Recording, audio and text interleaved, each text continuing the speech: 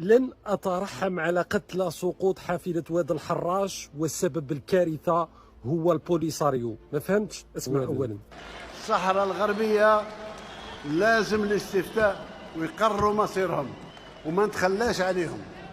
الحكومة الجزائرية منذ سنة 2010 بإلغاء ديون تفوق قيمتها الإجمالية 900 مليوني دولار كانت مستحقة لدى 14 بلدا عضوا في الاتحاد الإفريقي، وهي البنين، بوركينا فاسو.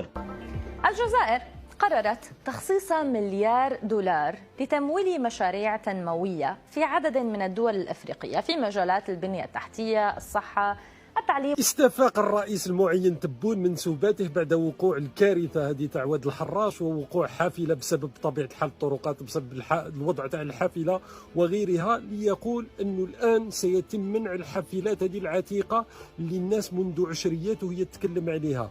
تبون منذ 2019 والنظام الجزائري لم يستفيقوا. لماذا لن أترحم على الضحايا؟ لأنه هذو الضحايا تم تحديد سعرهم من طرف النظام الجزائري. معناتها تبون شنقريحة اجتمعوا قال لك قيمة هذو الناس هي 4000 يورو، يعني 100 مليون سنتيم. معناه سعر الفرد الجزائري عند النظام هو 100 مليون سنتيم، 4000 يورو. فلما النظام يعامل الشعب بهذا الشكل، لما تستمر الامور، لما الناس ساكته على توزيع ملايير الدولارات على البوليساريو، مره يقول لك على لبنان، مره على كوبا، مره مليار دولار لافريقيا، مره على تونس، عوض انه يستثمر مثلا في الحافلات، معناتها انه 200 مليون دولار على سبيل المثال ممكن تشتري بها ما بين 500 الى 1000 حافله على حسب النوع.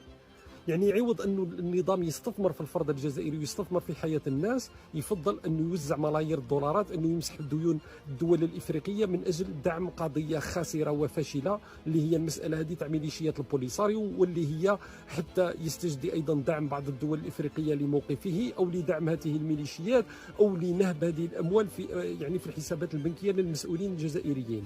معناتها انه القيمه تاع الفرد، الناس يقول لك ترحم وحسبي الله ونعم الوكيل، هذه ماهيش كارثه جات يعني عبثا.